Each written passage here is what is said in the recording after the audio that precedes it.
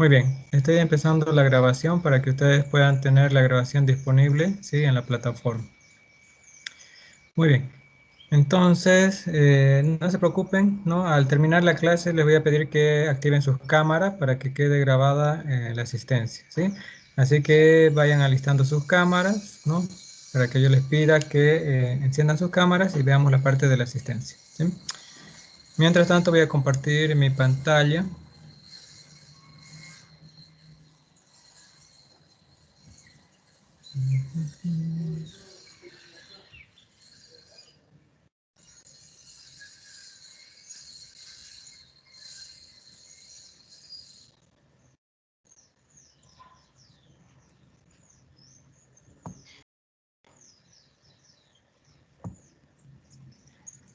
Ya.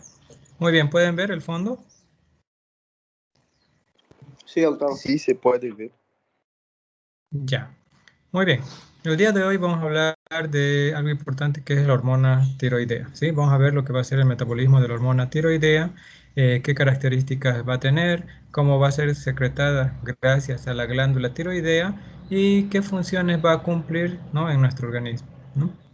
Entonces todo eso lo vamos a ver el día de hoy, que es parte del sistema endocrino, ¿sí? Muy bien. A ver, a ver.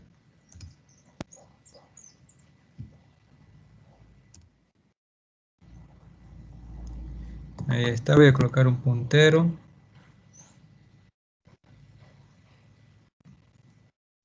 Muy bien. Lo primero que tengo que saber es qué es la glándula tiroidea, ¿sí? Esta glándula es una glándula que se va a encargar de la secreción de hormonas tiroideas, ¿sí? Esta glándula se va a localizar a nivel del cuello, ¿sí? Por debajo de lo que va a ser el cartílago tiroides, que está acá, ¿no? Que lo estoy marcando, por debajo del cartílago tiroides, ¿sí? Y por delante del cartílago cricoides, ¿no? Que es este chiquitito de acá, ¿no? En los varones es bastante fácil encontrarlo, ¿no? Se encuentra en la parte del cuello y en el nuez de Adán, ¿no? Más conocido como nuez de Adán, y se encuentra ahí la glándula tiroidea, que tiene tres partes importantes. Uno va a ser el istmo, en la parte central, y va a tener dos lóbulos, ¿no? El lóbulo derecho y voy a tener el lóbulo izquierdo de la glándula tiroidea. Es una glándula bastante pequeña, ¿sí? Que pesa aproximadamente entre 15 y 20 gramos, ¿no? Cuando yo examino la glándula tiroidea es más o menos del tamaño de la uña, ¿sí? De mi dedo pulgar. Entonces ustedes pueden ver su dedo pulgar y es más o menos del tamaño de su uña, ¿sí? Obviamente, una uña que está corta, ¿cierto? No una uña larga. Entonces, más o menos ese es el tamaño de la glándula tiroidea, ¿no? Su función principal de esta glándula tiroidea va a ser la secreción de hormonas. Tres hormonas importantes, ¿sí? Que va a ser la T3, la T4 y la calcitonina, ¿no? La T3, o también llamada triiodotironina, ¿sí? La T4, llamado tirosina o tetra, ¿no? Yodotirosina. Y la calcitonina, ¿no? La T3 y la T4 se van a encargar de todo lo que va a ser el metabolismo a nivel del cuerpo, ¿sí? El metabolismo es las acciones que cumplen las células, ¿sí? O sea, las funciones que cumplen las células normalmente. Por ejemplo, vamos a encontrar una célula, ¿no? La célula muscular, ¿sí? La célula muscular está capacitada para llevar a cabo la contracción muscular, ¿cierto?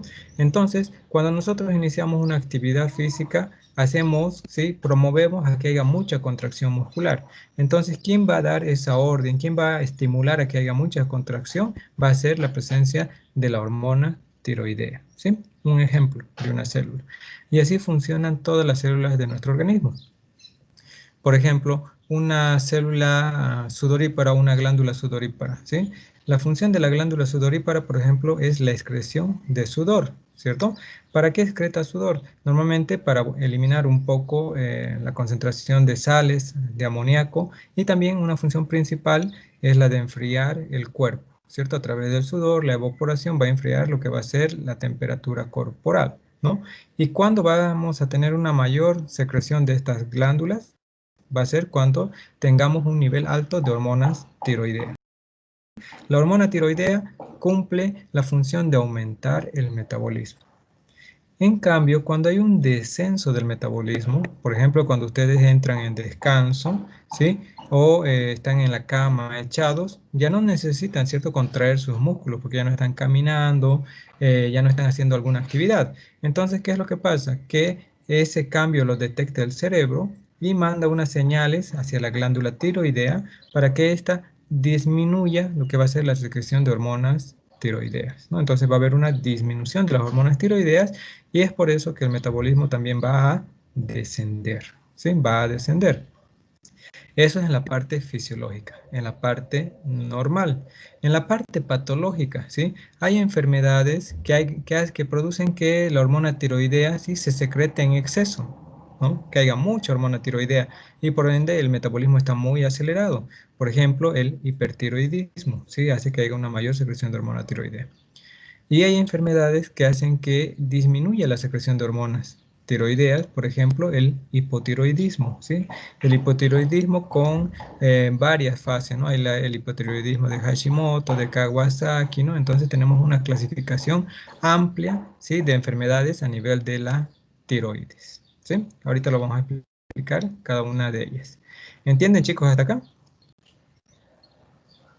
Sí, doctor. Sí, doctor, tranquilo. Ya, muy bien. Entonces estamos viendo los pasos, ¿sí? Primero la ubicación de la glándula tiroidea, dónde se encuentra anatómicamente, qué función cumple, ¿no? La función de excretar esas tres hormonas principales. Muy bien. La parte de la regulación, ¿sí? La glándula tiroidea no funciona sola, no es que ella agarre y dice, bueno, yo voy a secretar una mayor cantidad de hormona tiroidea, ¿no? Sino que siempre está bajo el control del cerebro, específicamente del hipotálamo, ¿sí? Entonces, normalmente nosotros tenemos el hipotálamo en la parte cerebral, voy a tratar de dibujar acá, ¿sí? Que va a ser el hipotálamo. Entonces, el hipotálamo es el encargado, ¿no?, de percibir si hay suficiente hormona tiroidea en el cuerpo, ¿sí? Cuando ve que la hormona tiroidea está disminuida, ¿no? O cuando vamos a empezar a hacer alguna actividad física, no sé, ¿no? Necesitamos aumentar nuestro metabolismo, entonces el hipotálamo va a percibir ese aumento porque va a haber un aumento en la presión arterial, un aumento en la frecuencia cardíaca, entonces todo eso lo detecta el hipotálamo y dice, ¿no? Necesitamos aumentar el metabolismo, ¿no? Entonces el hipotálamo va a liberar una hormona, ¿sí? Que es la hormona liberadora de tirotropina o la tirotropa, ¿sí? Aquí está, la TRH. Esta hormona liberadora de tirotropina la va a, pero no directamente a la tiroides, sino que la va a liberar y va a actuar sobre la hipófisis, específicamente sobre su lóbulo anterior, que es la adenohipófisis. Va a estimular a la hipófisis y esta hipófisis, una vez estimulada, ¿sí?, va a liberar, ¿sí?, la TSH. La TSH ya va a ser la liberadora de tirosina, hormona liberadora de tirosina, ¿no? Entonces aquí tenemos la TSH que la va a liberar la hipófisis y esta hormona liberadora de tirosina va a viajar por el torrente sanguíneo, va a llegar a la glándula tiroidea, ¿sí? Y la va a estimular. Y esta glándula tiroidea entonces va a empezar a fabricar una mayor cantidad de hormonas tiroideas, va a empezar a fabricar grandes cantidades de hormonas T3 y de hormona T4, ¿no? O sea, la triiodotironina y la tetraiodotironina, ¿no? Entonces va a aumentar su secreción, ¿no? Entonces, al aumentar la secreción de estas hormonas tiroideas, van a pasar hacia el torrente sanguíneo y del torrente sanguíneo van a ir a todas las células de nuestro organismo para que cada una de ellas aumente, ¿sí?, su producción. ¿Qué quiere decir? Que si va a las glándulas sudoríparas va a aumentar la producción de sudor. Que si va, por ejemplo, a las células, no sé, a ver, a la epidermis, va a aumentar la producción de células epidérmicas, ¿no? Entonces vamos a ir viendo que va a haber un aumento en la producción celular. A eso se va a denominar metabolismo, ¿sí? Por ejemplo, si va a una célula lipídica, ¿qué es lo que va a hacer? Va a promover a que se almacene más cantidad de lípido o de que se queme mayor cantidad de lípido, ¿sí?, para aumentar los niveles de glucosa, ¿no? Entonces esa es la función principal de la hormona tiroidea, aumentar el metabolismo, ¿no? Muy bien. Una vez aumentado el metabolismo, ¿sí?, entonces la célula empieza a actuar, pero secreta. Cuando hay mucha hormona tiroidea, porque el cuerpo también se empieza a fatigar, ¿cierto? hay mucha hormona tiroidea suelta en la sangre, también es detectada, ¿no?, por el hipotálamo. El hipotálamo detecta este aumento súbito de hormona tiroidea, que ya es demasiada, ¿sí? Y empieza a cortar, ¿sí? Lo primero que hace es cortar, ¿sí?, la regulación. Ya no libera más hormonas, ¿sí?, que vayan a ir hacia la hipófisis. Como ya no hay hormonas que van a llegar a la hipófisis también va a dejar de secretar la TSH, y como no se va a secretar la TSH, va a dejar de estimular a la glándula tiroidea, y esta glándula tiroidea obviamente ya no va a secretar hormonas tiroideas. Entonces así se va a dar la inhibición de la secreción de hormonas tiroideas. ¿Entienden esa parte o hay alguna duda?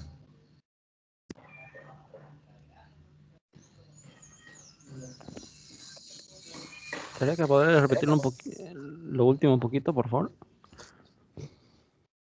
¿Ya? Muy bien.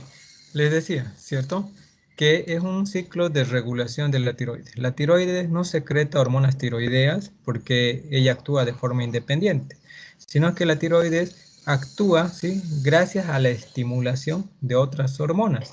¿Y cuáles van a ser estas otras hormonas?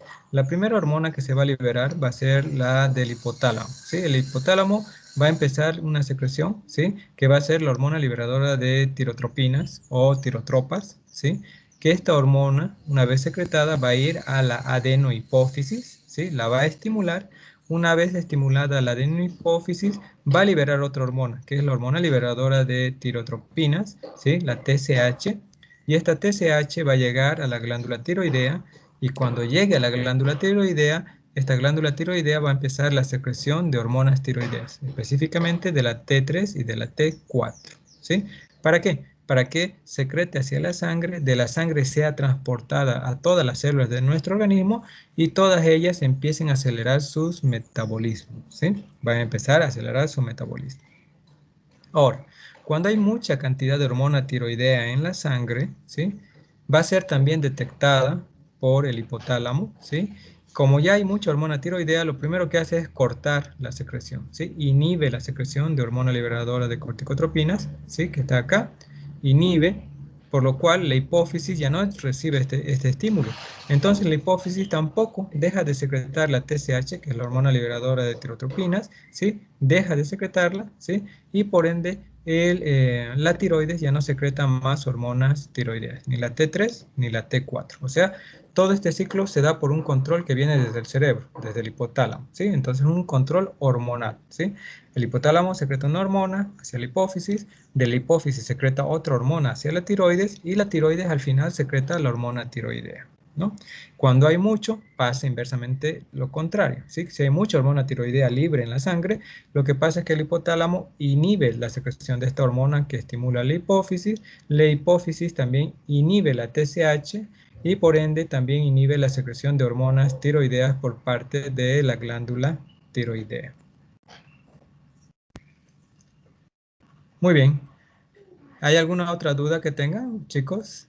Si ustedes saben manejar bien este esquema, es bastante fácil la comprensión de cómo funciona la hormona tiroidea. ¿Sí? Muy bien, vamos a continuar. No se preocupen, que vamos a ir volviendo si tienen alguna duda más. Muy bien, entonces habíamos hablado de la glándula tiroidea, ¿no?, que secretaba tres hormonas principales: la T4, la T3 y la calcitonina, ¿sí? Pero de estas tres hormonas que secreta, la que se encuentra en mayor cantidad va a ser la tiroxina, o también llamada la T4, ¿sí?, que es esta de acá. La T4 es la que tiene mayor cantidad, ¿sí? Se secreta en mayor cantidad, ¿no? Luego va a secretar la T3, y las glándulas paratiroideas que están en la parte superior van a secretar lo que va a ser la calcitonina. La calcitonina va a intervenir en el proceso metabólico del calcio. ¿Qué quiere decir? Por ejemplo, normalmente el calcio se absorbe, ¿no?, por el intestino, uno de los alimentos, ¿cierto? Especialmente los alimentos ricos en lácteos, por ejemplo, la leche, el queso, ¿no? También el huevo, ¿no? La parte de la clara de huevo tiene mucha presencia de calcio, ¿no? Entonces, al momento de digerir, ¿no?, pasa por el estómago, del estómago pasa al intestino. Y en el intestino se empieza a absorber el calcio, ¿no? El calcio que es muy importante para varias células, por ejemplo, para las células musculares, para la contracción muscular, ¿no? Se necesita mucho calcio. Para la comunicación interneuronal entre neuronas también se necesita la presencia de calcio, ¿sí?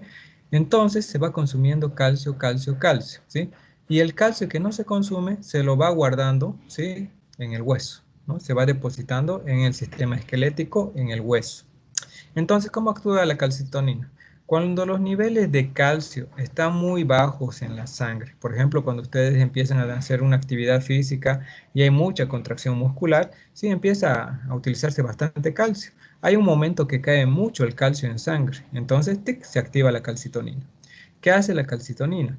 Va directamente, ¿sí?, a nivel del hueso y hace que y estimula a los osteoclastos, ¿no? Los osteoclastos hacen la reabsorción ósea, o sea, empiezan a destruir hueso para liberar el calcio que está presente en los huesos, ¿no? Y poder recuperar los niveles de calcio en sangre para que estos niveles de calcio en sangre sean utilizados, en este caso, para la contracción muscular, ¿no? Pero se necesita mucho calcio para muchas más actividades.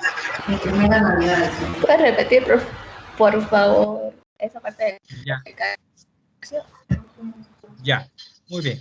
Entonces yo les hablaba de la tercera hormona, que es la calcitonina, ¿sí? La calcitonina, como si su nombre indica, participa en el metabolismo del calcio, ¿sí? ¿Cómo participa? Fíjense que el calcio normalmente nosotros lo absorbemos de los alimentos, especialmente lácteos, ¿no? Leche, queso, pero también se puede encontrar en el huevo, ¿no? Entonces se va captando el calcio. El calcio que nosotros absorbemos, ¿sí?, normalmente queda en la sangre y cuando hay un exceso de calcio se va almacenando en los huesos, en el tejido óseo, ¿sí? Entonces agarra, estimula, los osteoblastos empiezan a secretar matriz y se van almacenando en el hueso.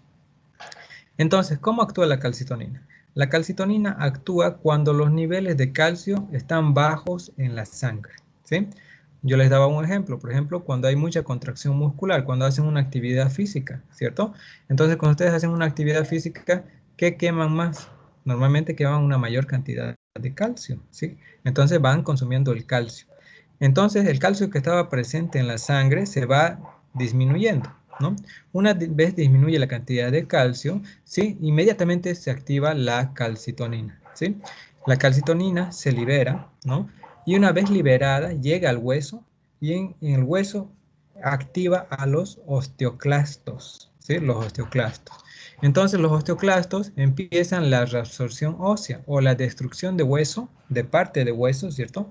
Va liberando parte de hueso para liberar el calcio que está presente en los huesos y poner ese calcio en el torrente sanguíneo y del torrente sanguíneo nuevamente ponerlo a los músculos para que aumenten también su contracción muscular.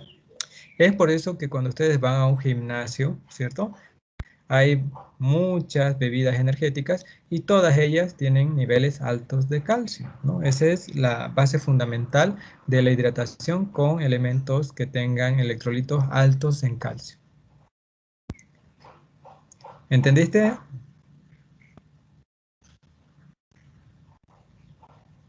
Doctor, Sí, doctor, gracias. Doctor, ¿Sí? doctor, soy Priscila, doctor, recién pude entrar, no me dejaba entrar el sistema de nuevo. ¿Pasó Ya lista habla. o qué? doctor, No, una pregunta. recién voy a pasar, les voy a pedir que activen sus cámaras al final, ¿sí? No te preocupes. Ya, doctor, gracias. Muy bien. Doctor, ¿Sí? ¿Alguna pregunta? esto actuaría como una retroalimentación negativa, ¿no? De que si necesita Exacto. calcio, activaría, ¿no? Sí. ¿Y puede pasar a positiva esto? En la calcitonina no. En la calcitonina solo se activa cuando es negativo. ¿Sí? Solo cuando es negativo. En la parte del calcio, ¿sí? Porque después el exceso de calcio lo único que hace es, si hay mucho calcio, por ejemplo, lo único que se hace es que ese calcio se va acumulando, ¿no? Se va llevando hacia el hueso, hacia el hueso, hacia el hueso. Y cuando el hueso también se llena de calcio, entonces se empieza a excretar ese exceso, ¿sí? Cuando el hueso ya no puede almacenar más calcio, porque recuerden que el calcio se va a ir almacenando entre los espacios de Haber, ¿no? ¿Se acuerdan de histología, verdad? Entre los espacios de Haber, más o menos, ahí se va almacenando, entre la matriz ósea se va almacenando los pedacitos de calcio. Pero el calcio no se almacena solo, ¿no? Tiene que unirse al fósforo. Unido al fósforo recién se puede almacenar en forma de hueso, ¿no? Y va a formar lo que se denomina la hidroxiapatita, ¿no? Que todo eso ya lo han visto en la parte de histología. Entonces, ¿sí? Ese es un mecanismo negativo. La calcitonina solo va a actuar cuando los niveles de calcio en sangre estén bajos, ¿sí? Si están altos, no va a estimular, no se va a estimular más, ¿no? Se va a ir almacenando y lo único que va a pasar es que si ya están llenos todos los espacios de Haber y la matriz ósea ya está llena de calcio, se va a empezar a excretar por la orina. Va a pasar al riñón y el riñón va a empezar a depurar el exceso de calcio. Entonces, cuando veamos, el paciente va a tener un alto concentrado de calcio, ¿no? La orina se va a volver un poquito más turbia.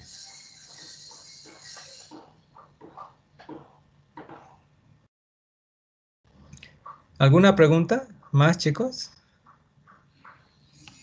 Doctor, en la menopausia, creo que en las mujeres lo que se debilita son los huesos, ¿no? Entonces, ¿tiene que ver algo que ver con esto, con los osteoclastos? Sí, sí. Lo que pasa en la menopausia es un ciclo algo independiente, ¿sí?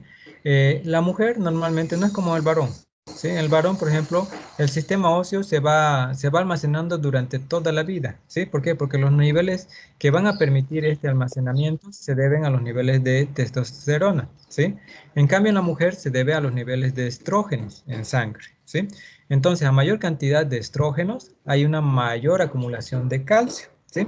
Pero en la mujer, ¿qué es lo que pasa? Que cuando ya llega la menopausia, los niveles de estrógenos caen, ¿cierto? Caen bruscamente, ¿sí? Y ya no puede almacenar más calcio, o sea, se queda solamente con el calcio que ella va consumiendo de los alimentos, como el huevo, la leche, el queso, ¿cierto? Ese calcio. Pero ya no almacena porque ya no hay niveles altos de estrógenos, ¿no? Entonces, cuando la mujer llega a la menopausia, ¿sí? Los niveles de estrógenos caen tan bruscamente que como ya no tiene una reserva de calcio, es muy fácil que esa mujer sufra de osteoporosis. ¿Por qué? Porque va a empezar eh, a estimular a los osteoclastos, a liberar el calcio que está presente en los huesos, pero ya no tiene esa capacidad de poder almacenar nuevamente el calcio que está recibiendo de los alimentos, ¿sí? Esa es la causa en la mujer en la menopausia. Es por la caída de la progesterona y de los estrógenos. ¿Alguna duda más, chicos?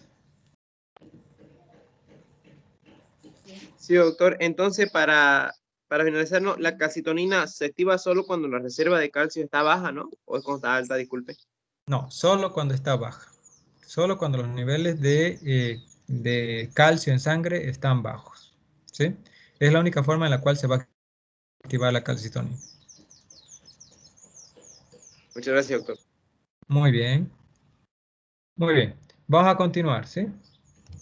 Entonces yo les había mencionado, ¿cierto? Que tenemos las dos hormonas, aparte de la calcitonina, ahora tenemos que hablar un poco de la tiroxina y de la triiodotironina, ¿sí? La T4 y la T3. Esta de acá, la tiroxina, es la T4. Lo voy a poner acá porque siempre se confunde, ¿sí? T4 o también llamada tiroxina, ¿sí? Y la de acá va a ser la T3, ¿sí? O también llamada triiodotironina, ¿sí? ¿Por qué se llama triiodotironina? Porque tiene 3 yodos. En cambio, la tiroxina o la tetraiodotironina tiene 4 yodos. ¿Sí? Ese es el principio básico. No se olviden de eso, ¿sí? Es lo básico que tienen que saber. Ahora, yo les había mencionado, ¿cierto? Que la que se encuentra en una mayor cantidad es la tiroxina o la tetraiodotironina, ¿sí? O sea, esta de acá, ¿no? Esta se encuentra en una mayor cantidad, vemos que se encuentra entre el 93%, ¿no? Y la T3 solamente un 7%, o sea, lo que en mayor cantidad tenemos en nuestro cuerpo es la T4, más que la T3, pero hay una diferencia, ya van a ver. Entonces vemos que esta tiene mayor cantidad, pero vamos a ver que la T3 tiene una acción más rápida, ¿sí? Una acción mucho más rápida, es mucho más rápida, es además 4 veces más potente que la acción de la T4, ¿sí? Claro que la T4 persiste por más tiempo, obvio, porque como hay mucho, ¿no? No se degrada todo de uno, ¿no? O sea, puede durar mucho más tiempo. Pero en función al metabolismo, ¿sí? La que nosotros necesitamos con mayor regularidad es la T3. ¿Por qué? Porque ustedes, por ejemplo, cuando van a iniciar una actividad física, ¿no? Necesitan activarla ya, de inmediato, ¿no? Si yo les digo ahorita ya, empiecen a correr, ¿no? Una cuadra, ¿no? Empiezan y va a empezar una acción metabólica de forma espontánea, de forma rápida. Entonces, ¿cuál de estas dos hormonas empieza a secretarse rápidamente o empieza a actuar rápidamente? ¿La T3 o la T4? ¿Qué dicen, chicos? T3. La T3. T3. Muy bien, la T3, ¿sí? Fíjense, es la de acción más rápida y es 4 veces más potente, ¿sí?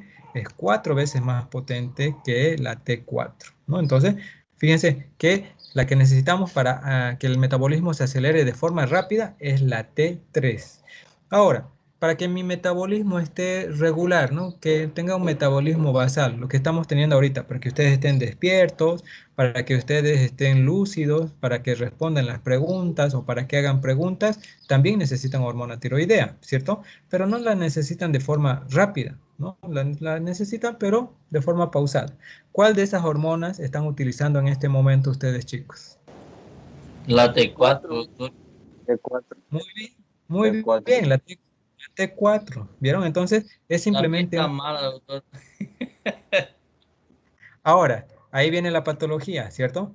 Si ustedes, por ejemplo, en este momento, supongo que ya comieron, ¿no? Y están en un proceso metabólico de absorción de los alimentos que han recibido, seguramente hay alguno que está cansado, con sueño, con ganas de echarse, o tal vez ya esté echado, no los veo en este momento.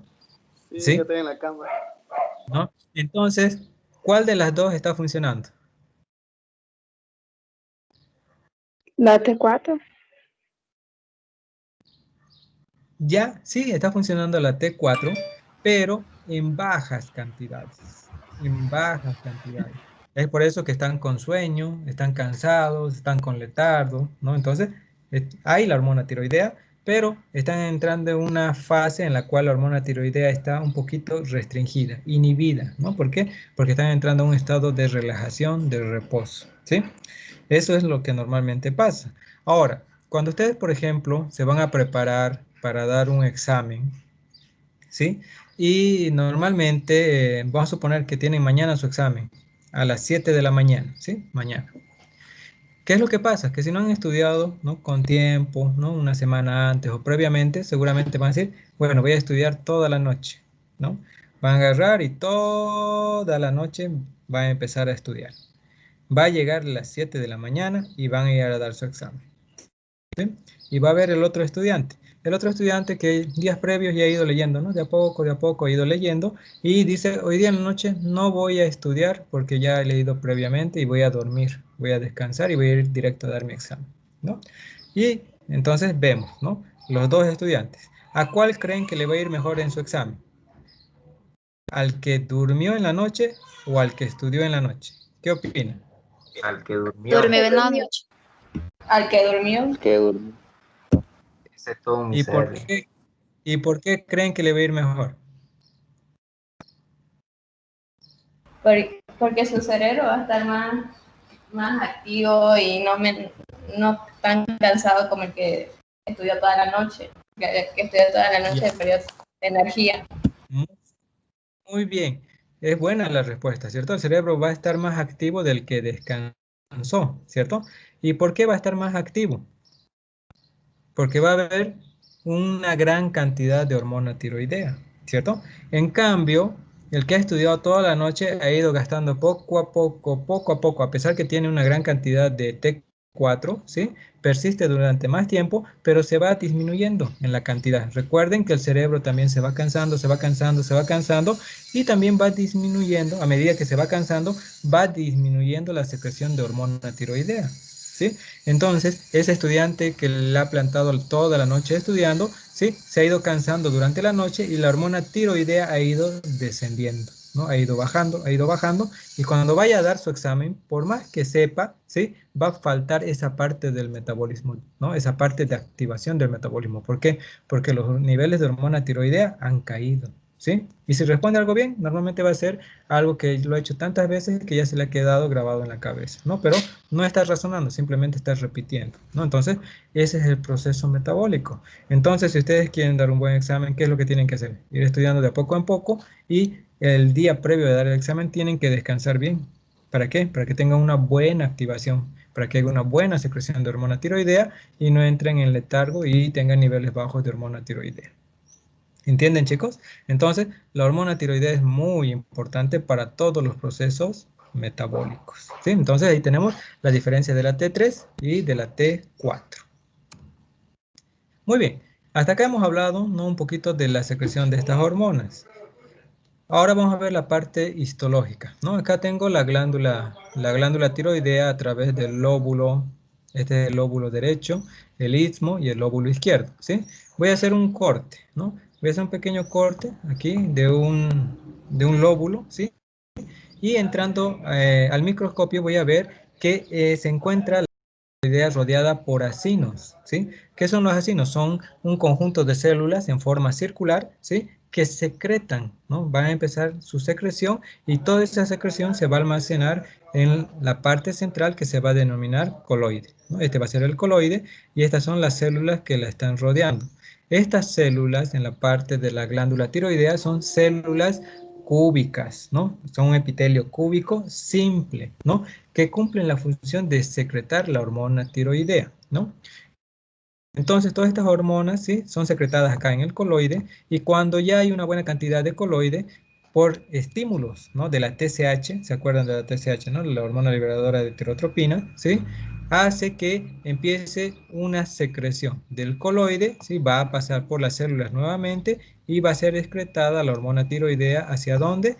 Hacia la sangre, ¿sí? Entonces, más o menos es así como funciona, ¿no?, lo que va a ser la producción de hormona tiroidea en grandes rasgos, la parte externa, ¿no?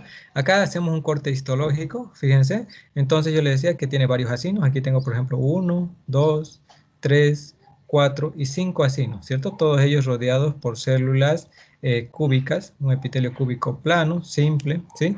Y que todas ellas botan su material a la parte central, ¿sí? A esa parte central que se va a denominar coloide, ¿no?, que está acá, está en inglés, ¿no? Entonces vemos la secreción del coloide a la parte central, ¿no? Si revisan su libro, está ahí, ¿no? Fíjense que yo lo saqué de ahí, ahí está de donde salió, ¿no? Entonces, ese coloide, perdón, ese coloide se va a concentrar. Y cuando venga el estímulo de la TSH, ¡chuc!, va a empezar la liberación de este coloide hacia el torrente sanguíneo, ¿sí? Ahora, este coloide va a tener la presencia de muchas hormonas tiroideas, ¿sí? Entonces esas hormonas tiroideas se van a denominar tiroglobulinas. ¿Por qué? Porque van a estar formadas por hormona tiroidea que van a estar encapsuladas en forma de globitos, por eso se llama globulina, ¿no? Y tiro por las hormonas tiroideas. Muy bien. Ahora yo voy a hacer un corte a nivel de la célula. ¿Se acuerdan que estamos hablando de una célula epitelial cúbica simple, ¿cierto? Entonces yo voy a hacer el corte. Esta es la célula epitelial, ¿sí? Esta es la parte extracelular que está por fuera de la célula y esta es la parte del coloide, la parte central o la parte coloidea, ¿sí? Entonces tengo que ver, ¿no?, principios básicos fisiológicos de cómo se va a generar la hormona tiroidea. Algo muy importante, que en la membrana plasmática, fíjense, en esta membrana, ¿sí?, hay un paso de iones, específicamente un paso de potasio y de sodio, ¿sí? ¿Qué quiere decir? Que hay como unas puertitas que está diseñado acá de color verde, que deja pasar el potasio dentro de la célula epitelial cúbica. Por cada potasio que ingresa dentro de la célula, van a salir 2 sodios, ¿sí? Cada potasio que ingrese va a salir 2 sodios. Y salen y entran de forma libre, por gradiente de concentración, ¿sí? Quiere decir que afuera hay mucho sodio y una vez salga un potasio, inmediatamente va a ingresar 2 sodios, ¿sí? Luego digo, cada vez que entre un potasio van a salir inmediatamente 2 sodios, ¿sí? Ese es el paso que se da normalmente en este tipo de células. Recuerden eso, es muy importante, la primera fase. Ahora, otra parte importante, ¿sí?, de la hormona tiroidea, ¿sí?, es la función del yodo, ¿sí? ¿Por qué? Si no hay yodo, no va a haber hormona tiroidea. Tiene que haber yodo para que se genere la hormona tiroidea, ¿sí? Entonces, ¿cuáles son los requerimientos de yodo? Normalmente se requieren 50 microgramos de yodo al año. O sea, los 365 días que tiene el año, solo necesito 50 microgramos, ¿sí? Bastante chiquitito, ¿cierto? Poquito, ¿sí? Pero les cuento que yo no puedo agarrar y consumir yodo de una sola vez. O sea, agarrar y decir, bueno, voy a comer, no sé, 100 gramos de yodo para todo el año y se va a almacenar. No, necesito consumir el yodo, ¿sí? Todos los días, ¿sí? Más o menos 1 miligramo por semana, ¿sí? Pero este yodo que va a ingresar a nuestro organismo no puede ingresar un yodo puro, tiene que ser un yodo combinado. ¿Y con quién se va a combinar? Con el sodio o con el cloro, ¿sí? Recuerden eso, es muy importante. Se tiene que estar combinado con el sodio o con el cloro, porque el yodo de forma pura no puede ingresar dentro de la célula cúbica, ¿sí? Entonces, a esta unión, ¿sí?, del yodo con el sodio con el cloro se va a denominar captación de yodo, ¿sí? Una vez se una al sodio o al cloro, va a ser captado, ¿sí? ¿Cómo se va a captar? A través de un transporte activo. ¿Qué quiere decir un transporte activo? Quiere decir que va a necesitar energía, ¿sí? Vamos a necesitar una bomba de energía que va a necesitar captar el yodo y solo va a captar al yodo que esté unido ya sea al sodio o al cloro, ¿sí? Muy bien, entonces lo vamos a hacer en un diagrama. Esta es la primera fase que les había indicado, ¿cierto? Cada potasio que ingresa, sale sodio, ¿sí? Como hay mucho sodio por fuera, vemos que se une al yodo, ¿sí? ¿Por qué? Porque el yodo tiene una carga negativa y el sodio tiene una carga positiva. Entonces, ambos forman un enlace covalente. Un enlace covalente es cuando te unes a otra estructura, pero es una unión débil, ¿sí? Es una unión débil, no es un enlace iónico. Entonces, como es una unión débil, es fácil de separar, ¿no? Entonces, cuando se una el sodio al yodo, recién se puede dar el proceso de atrapamiento, ¿sí? Acá vamos a tener una enzima que nos va a permitir atrapar a este yodo unido al sodio y lo va a ingresar dentro de la célula cúbica. Una vez esté dentro de la célula cúbica, lo que va a pasar es que el yodo se va a disociar, ¿sí? O sea, quiere decir se va a separar del yodo, ¿sí? El yodo se va a separar del sodio, ¿no? Entonces vamos a tener iones de yodo, ¿sí?, dentro de la célula cúbica, pero de forma separada. A este proceso se denomina atrapamiento. Entonces, cuando puedes atrapar un yodo que se ha unido a un sodio, también se puede unir a un cloro, ¿no? Muy bien, entonces vamos a ver que el yodo va a pasar un proceso, ¿sí? Este yodo va a ingresar, se va a ir hacia el retículo endoplasmático, luego va a pasar al aparato de Golgi en el retículo endoplasmático rugoso, o sea, va a pasar un proceso en el cual va a haber una yodación, ¿sí? Y se va a ir formando una molécula, ¿sí?, que se va a denominar tiroglobulina, ¿no? La tiroglobulina va a formar otra molécula que va a ser la tirosina, ¿sí? La tirosina se va a ir combinando con el yodo para formar lo que va a ser las hormonas tiroideas, ¿sí? Ahorita vamos a ver esto, yo sé que no están entendiendo mucho, pero ahorita lo vamos a ver, ¿sí? Muy bien, entonces habíamos visto la imagen en el cual, ¿sí?, teníamos la liberación del yodo, ¿cierto? Entonces vemos que las células cúbicas empiezan a liberar yodo, ¿sí? Aquí voy a tener un yodo, ¿sí? Ahí está. Voy a tener yodos sueltos dentro de la célula cúbica, ¿sí? Vamos a poner otro por acá, ¿sí? Entonces voy a tener varios yodos, ¿sí? Entonces, una vez que hay varios yodos, va a haber una enzima, ¿sí?, cerca del extremo del coloide, que se va a denominar pendrina. ¿Qué va a hacer la pendrina?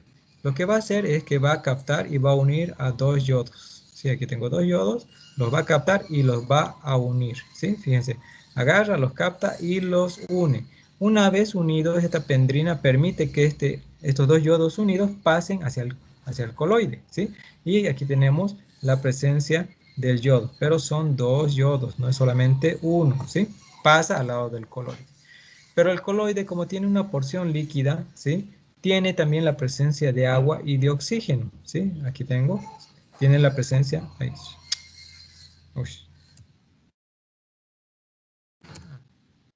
está. tengo la presencia, ¿sí?, de agua y también la presencia de oxígeno. Fíjense que hay el H2O2. Entonces lo que va a pasar que este va a liberar el oxígeno y se va a unir al yodo. A esto se va a denominar proceso de oxidación, ¿sí? Entonces este yodo se va a oxidar, ¿no? Gracias a la presencia del oxígeno dentro del coloide, ¿no? Una vez oxidado, hemos visto que acá también ha pasado un proceso que les había mencionado previamente, que se va a formar la tirosina, ¿sí? La tirosina es un aminoácido que genera la célula, ¿sí?, la célula cúbica propiamente dicha. Y esta célula, esta tirosina va a ser convertida, ¿sí?, en una enzima globular de tiroides, ¿sí?, un péptido globular de tiroides, y lo va a liberar también al coloide. Entonces este péptido, ¿no?, globular de tiroides se va a unir a este yodo oxidado y juntos, una vez unidos, van a formar un proceso que se denomina yodación y van a formar las tiroglobulinas, ¿sí? ¿Por qué? Porque va a formar hormonas tiroideas en forma globular, ¿no? O sea, en forma de coloide, en forma circular. A esto se va a denominar tiroglobulina, ¿sí? Esta tiroglobulina se va a formar en el coloide y vamos a tener varias tiroglobulinas dentro del coloide. Muy bien. Entonces, como hay un aumento de hormonas, hay dos hormonas importantes, dos tiroglobulinas muy importantes, la T3 y la T4. ¿Cómo se van a formar? ¿Cómo se van a distinguir entre si son T3 o si son T4? Ahorita lo vamos a ver. Vamos a ver que la tirosina hay de dos formas, ¿sí? Hay la tirosina que tiene un yodo y hay la tirosina que tiene dos yodos en su extremo, ¿sí? La que tiene solamente un yodo se denomina monoyodotirosina, ¿no? Monoyodotirosina. Y la que tiene dos yodos se va a denominar diyodo, porque hay dos yodos, diyodotirosina, ¿sí? Y va a ir formando ahí varios, ¿sí? Pero para que pueda salir del coloide, ¿sí?, solo puede salir en la forma de T3 o en la forma de T4. Entonces, ¿qué va a pasar? Que esta que es monoyodotirosina se va a unir a esta diyodotirosina, o sea, se van a unir, ambas se van a unir y van a formar la triyodotironina, ¿sí? O sea, una molécula de tirosina unido a tres moléculas de yodo. Entonces vamos a tener la T3, ¿sí? ¿Cómo se va a formar la T4? La T4 solo se van a unir las moléculas que tengan dos yodos, ¿cierto? La diyodotirosina se va a unir a otra que tenga dos yodos, o sea, a otra diyodotirosina, y van a formar la tetrayodotironina, o sea, una molécula tiroidea que tenga cuatro moléculas, 1, 2, 3, 4 moléculas de yodo. Entonces, ahí ya se ha formado la hormona tiroidea, la tirosina y la tetrayodotironina, la T3 y la T4. Una vez formado, ¿sí?, una vez que se ha formado esta tiroglobulina, ¿cierto?, que ya tiene la T3 y la T4, las encapsula, ¿sí? Y hay un proceso que se denomina pinocitosis. Este proceso de pinocitosis es que cuando ya se ha formado, se extiende como una pequeña membrana, ¿sí?, y engloba a esta molécula y la lleva dentro de lo que va a ser la célula cúbica, ¿sí?, en forma de coloides, perdón, círculos, ¿no?, llenas de moléculas tiroideas, ¿no? Y ahí, aquí están, ¿qué están esperando? La presencia de la hormona TSH, ¿sí?, que llegue, las estimule para que liberen estas hormonas, ¿sí? Cuando llega la TSH, lo que hace es que libera, estimula a esta célula. ¿Cómo la va a estimular? La estimula liberando proteasas, ¿sí?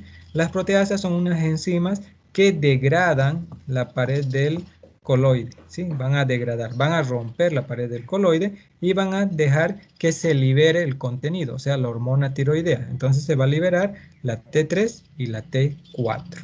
Y va a haber algunos restos de T3 porque no están activos todavía, ¿no? Pero en general va a liberar las dos hormonas, la T3 y la T4. Esto ya es el transporte. Muy bien. ¿Tienen alguna duda hasta acá, chicos?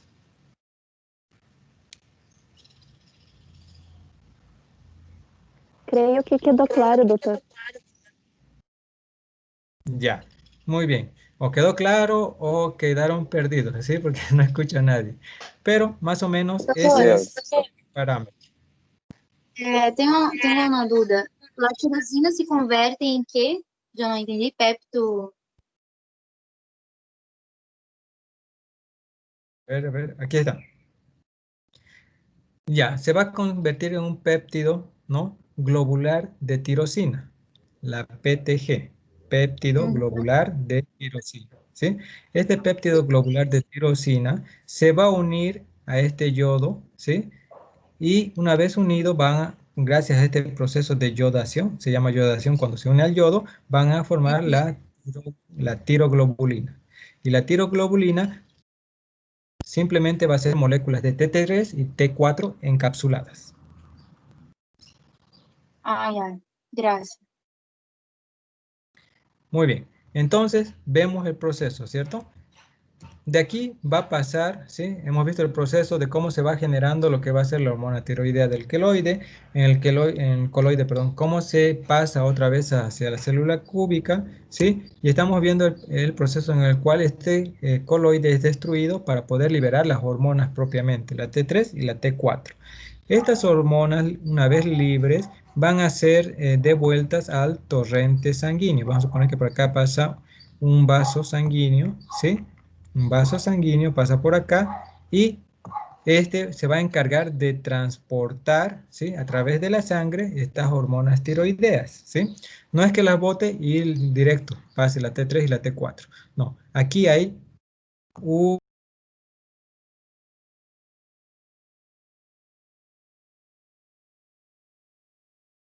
tanto la T3, Se le cortó el audio, doctor. sí, eso estoy viendo. ¿Siguen viendo la imagen? Sí, se está Sí, viendo. doctor, se ve. Sí, doctor, se ve. Muy bien. Les decía que una vez liberadas, ¿no? Tienen que ser transportadas al torrente sanguíneo. Entonces aquí va a haber otra enzima que va a transportar la T3 y la T4, ¿sí? Entonces vamos a ver qué enzima es la que va a transportar, ¿sí? Entonces, ¿quién la va a transportar en la sangre? Va a ser la globulina fijadora de tiroxina, la TBG, ¿no? Que es la tirosina, o la globulina, perdón, fijadora de tirosina. Este es el transportador que va a transportar la hormona a través de la sangre, ¿no? Y la va a transportar hacia todas las células de nuestro cuerpo, ¿no? Entonces, fíjense, va a transportar sobre todo a la T4, ¿no? ¿Por qué va a transportar sobre todo a la T4? Está más grande, porque hay una mayor cantidad de hormonas T4. ¿Se acuerdan que era un 93%, verdad? Y solamente un 7% de hormonas T3. Es por eso que transporta mayor cantidad de T4, ¿no? Entonces ahí tenemos la globulina fijadora de tiroxina que la transporta por la sangre y la va a llevar hasta las células.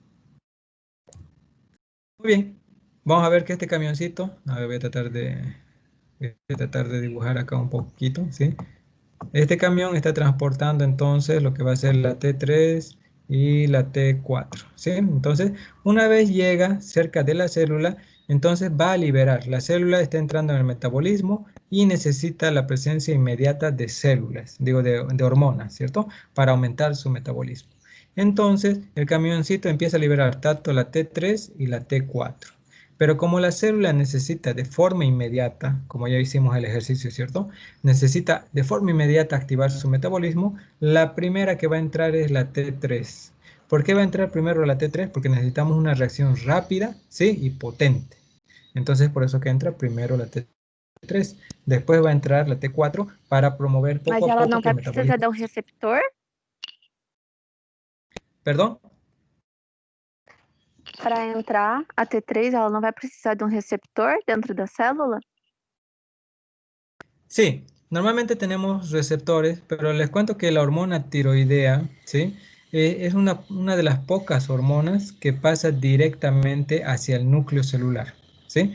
Penetra fácilmente dentro por la composición, ¿sí? Por la composición química, tiene receptores, pero estos permiten que entren de forma rápida por los poros de la membrana, ¿sí? Una vez penetra, va a entrar directamente al núcleo. y en el núcleo se va a ir y se va a intercambiar, ¿no?, al retículo para que éste empiece a activar todos los procesos metabólicos de la célula, ¿sí? Entonces va a depender. Si queremos que la reacción sea rápida, va a entrar la T3 de una forma mucho más rápida. Ahora, si tenemos un metabolismo que está activo, pero que no necesita ser acelerado, va a entrar la T4, ¿sí? Entonces va a haber una variación entre T3 y T4, dependiendo qué función va a cumplir la célula.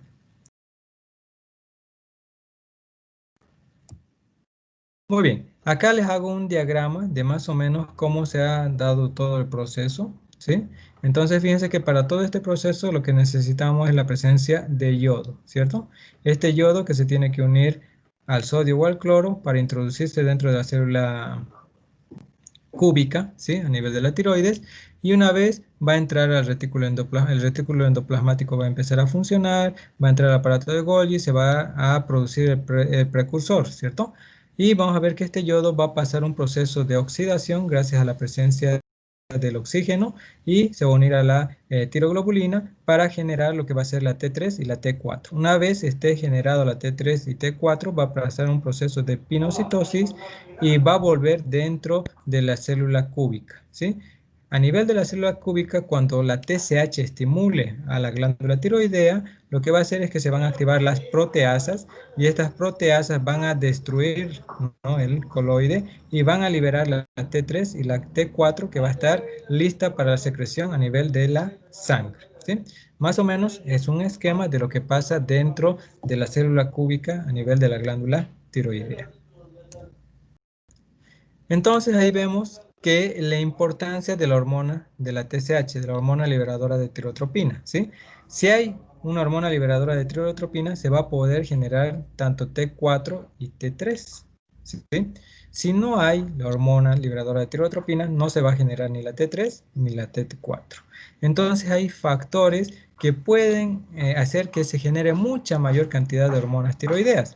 Por ejemplo, la presencia de un nódulo, ¿sí?, a nivel de la hipófisis, de un tumor a nivel de la hipófisis, puede comprimir y hacer que se secrete más TSH y por ende se secrete mayor cantidad de hormona tiroidea. Ahora, también van a haber algunos fármacos que van a inhibir la secreción de hormona tiroidea, ¿sí? Ahí tenemos, por ejemplo, el tiosinato, ¿sí?, que reduce el atrapamiento de yoduro, ¿sí? El tiosinato, que es un fármaco que se lo puede dar al paciente y que a veces se encuentra también en algunos vegetales y en algunos alimentos, ¿no?, que inhiben la captación de yodo, sobre todo en algunos alimentos lácteos y en algún tipo de carnes rojas. También tengo otro que es el propiltiuracilo, que va a bloquear la enzima peroxidasa, o sea, no va a promover la oxidación del yodo, y si no se oxida el yodo, tampoco se va a generar lo que va a ser la hormona tiroidea. Entonces, también puedo tener una concentración alta de yodos, pero estos yodos sean de forma inorgánica. Los yodos que nosotros necesitamos yodo orgánico, o sea, quiere decir de origen animal o de origen vegetal. ¿Y de dónde lo conseguimos? Sobre todo de animales marinos, de pescado, ¿cierto?, que tienen una cantidad alta de yodo, ¿sí? Y esos serían los yodos orgánicos. Y los inorgánicos van a ser obviamente de sustancias, ¿no?, que no tienen compuesta o vida orgánica. Muy bien, ahora viendo las enfermedades, solamente es para que ustedes tengan un poquito claro qué es lo que puede pasar, ¿sí? Hay dos enfermedades grandes, ¿no? Una es el hipertiroidismo y el otro va a ser el hipotiroidismo. El hipertiroidismo se va a caracterizar por una secreción aumentada de la hormona tiroidea, ¿sí? Puede deberse a bocio, a tumores, ¿no?, como les había mencionado anteriormente, que va a hacer que la hormona tiroidea, ¿sí?, tenga mucha expresión. Entonces lo que va a hacer es que va a acelerar el metabolismo. Vamos a ver que va a activar mucho la frecuencia cardíaca, va a aumentar la presión arterial, ¿no? Si aumenta la presión arterial, normalmente aumenta la presión y los globos oculares, como ustedes están viendo en esta paciente, ¿no?, tiene un exoftalmo, o sea, quiere decir que hay una protrusión de los globos oculares hacia afuera, ¿sí? Entonces vemos que la piel de los pacientes que tienen hipertiroidismo es una piel delgada. Este paciente normalmente tiene mucha intolerancia al calor, ¿sí? Se encuentra súper irritado, ¿sí? Está muy nervioso y normalmente también tiene su metabolismo, como está muy aumentado, no puede absorber muy rápido, ¿no? No puede absorber bien los alimentos y tienen procesos de diarrea, ¿no? Por el metabolismo aumentado. El tratamiento, ¿no? El tratamiento va a depender, ¿no? Hay uno que puede ser metabólico y se debe sobre todo a la presencia de yodo, ¿no? Entonces se puede tratar, ¿no? Con medicamentos como el propiltiuracilo para tratar de limitar, ¿no? El aumento de esta hormona tiroidea. Si la causa, por ejemplo, es un tumor, ¿no? Entonces hay que hacer la extirpación quirúrgica. Entonces tengo que ver si es metabólico o si es la causa quirúrgica para ver si le doy medicamentos o hacemos la cirugía, ¿no? Entonces, eso puede ser una de las causas del hipertiroidismo. Ahora, en el caso de que sea un tumor, normalmente se lo denomina bocio, ¿sí? O agrandamiento de la glándula tiroidea. Los dos tipos de bocio, ¿sí? Son el bocio endémico coloide y el bocio coloideo idiopático. El que es endémico se refiere, por ejemplo, propio de algunas zonas que no tienen abundante yodo o que no tienen alimentos marinos, ¿sí? Por ejemplo, Bolivia es un país mediterráneo, ¿no? Como no tenía acceso al mar, no hay el ingreso de alimentos marinos o no había, ¿no? En una buena época, el ingreso de alimento marino. Entonces, veíamos pacientes de forma endémica que tenían bocio a nivel de la tiroides, ¿no? ¿Cuál era el tratamiento? Darle yodo, ¿cierto? Le damos yodo radiactivo y normalmente va bajando esa glándula tiroidea que está grande, se va achicando y se va volviendo a la normalidad, ¿no? Entonces, ¿en qué se pensó? En la UNESCO, ¿sí? Planificó, y la Organización Mundial de la Salud, se hizo una planificación más o menos en 1980, ¿sí? De la erradicación del bocio, ¿sí? ¿Y qué se buscó? Poner yodo, ¿sí? Poner yodo en algún alimento, ¿sí? En algún alimento que se consuma todos los días, ¿no? Entonces, ¿qué hizo? ¿Qué se consume todos los días? La sal, ¿cierto? La sal. Entonces, ¿qué hizo para estos países? Que de forma se generó una ley universal que la sal debe contener yodo, ¿sí? Entonces ustedes van a escuchar sal yodada, sal yodada, sal yodada, sal yodada. ¿Por qué? Porque tiene concentraciones pequeñas de yodo para evitar la presencia del bocio. Ahora, el bocio coloidal idiopático, ¿sí? Es cuando las glándulas crecen, pero no tienen un origen por deficiencia de yodo. Puede ser un origen genético, una malformación congénita, ¿sí? O sea, no se sabe específicamente dónde es la alteración y es por eso que se pone bocio idiopático. Y la mayoría de los bocios idiopáticos se convierten en cáncer, ¿sí? Entonces estos bocios idiopáticos lo que se hace es ver, ¿no? Todo el tiempo hay que hacerle estudios, porque en algún momento esas células pueden producir una metástasis o pueden volverse malignas. Entonces hay que hacer el tratamiento quirúrgico, extirpar la glándula tiroidea, ¿sí? Claro que si tú extirpas la glándula tiroidea, tienes que darle un tratamiento, ¿sí?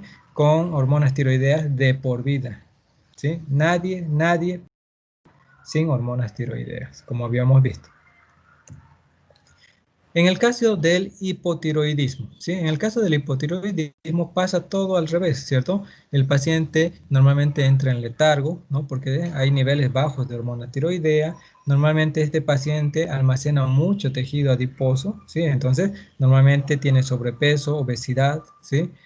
Vamos a ver que algunos de ellos causan la presencia de bocio también a nivel del cuello, ¿sí? Y vamos piel, a diferencia del hipertiroidismo, la piel de estos pacientes, por ejemplo, es una piel gruesa, ¿sí? Es una piel quebradiza y además que son intolerantes al frío, no al calor, al frío. No tienen una buena tolerancia al frío. También vemos que, por ejemplo, acumulan mucho líquido, ¿no? Y generan edemas. Y un edema que es característico es el edema que se genera por debajo del párpado, que se denomina mixedema.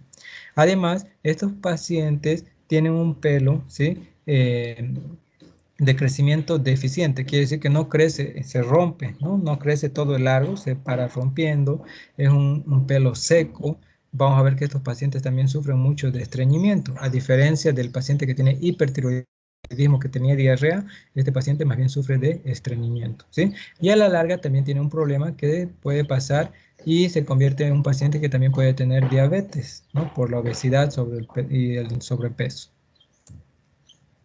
Muy bien, hay otra característica de la hormona, ¿sí? Sobre todo en el embarazo, ¿no? Han debido escuchar, ¿no? Lo que es el hipotiroidismo, ¿no?, del embarazo o la alteración de la glándula tiroidea durante el embarazo, ¿sí? Y en realidad no es, ¿no?, una causa que no se esté generando hormona tiroidea, sino que durante el embarazo, recuerden que el riego sanguíneo, no solo es para la madre, sino que parte del riego sanguíneo tiene que hacer intercambio con la placenta a nivel del feto o del embrión, ¿cierto? Entonces hay un intercambio de sangre, mucha sangre se va hacia la placenta y en la placenta, ¿sí?, se va captando y lo que va captando es esta proteína que transporta, ¿sí?, lo que va a ser la hormona tiroidea. Entonces va a haber una disminución de la proteína que está transportando, ¿sí?, la hormona tiroidea. Puede haber hormona tiroidea, pero el transportador es el que desciende, ¿sí? Como desciende el transportador, entonces, ¿qué es lo que pasa? El cerebro piensa, ¿no?, que hay disminución de la hormona tiroidea y lo que hace es que libera una mayor cantidad de hormona liberadora de tirotropina. ¿No ven acá? Libera una mayor cantidad de esta hormona, ¿no? Pero después de que se dé la gestación, todo esto va a volver a la normalidad, ¿no? Esto solo se da durante el embarazo. Muy bien, y con eso terminamos ¿no?, la exposición del día de hoy. ¿Alguna duda que tengan, chicos? Voy a dejar de compartir.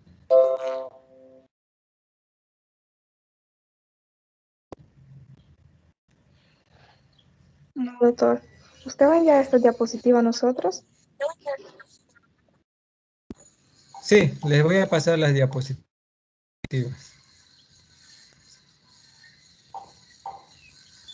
Muy bien, entonces ahora vamos a ver un poquito lo de la presencia, ¿sí? Muy bien, vayan prendiendo sus cámaras. Mientras yo pongo mi cargador. Trabaja mi batería.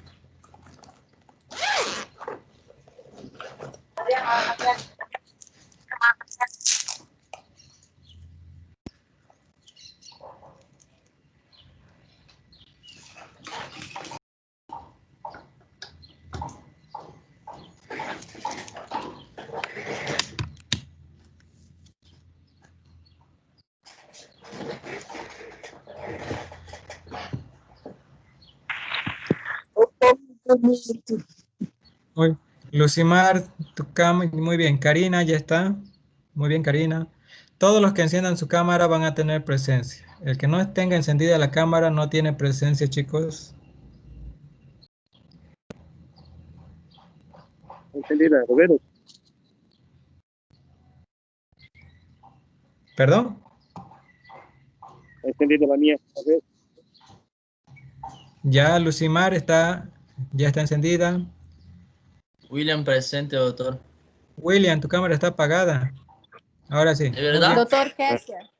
Muy La bien. mía sale. Karina igual, sí, ya está encendida. Lucimar igual. Priscila está Doctor apagada. Bruno. Yo, Andresa. Doctor William parece. Andresa, doctor. Déjalo, pues. ¿Qué, Doc? ¿Qué pasó? Estoy prendida, estoy abrigadita. Ya. Doctor Marlita, doctor. Giovanni. Oye, si Doctor ustedes están Daniel. todos peluchos, yo mira, estoy con polar. Muy bien. Muy bien, no se preocupen ¿Ya que se todos. puede apagar, doctor? Torre, Sí, los que ya doctor. han prendido la Doctor, ya me cámara pueden. anotó.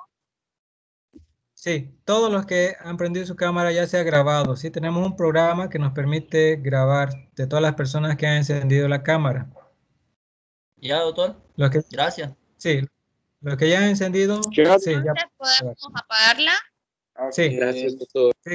sí, Claudia. Doutor, estou com problema em minha internet. Doutor, perdão, eu acabei de ingressar novamente.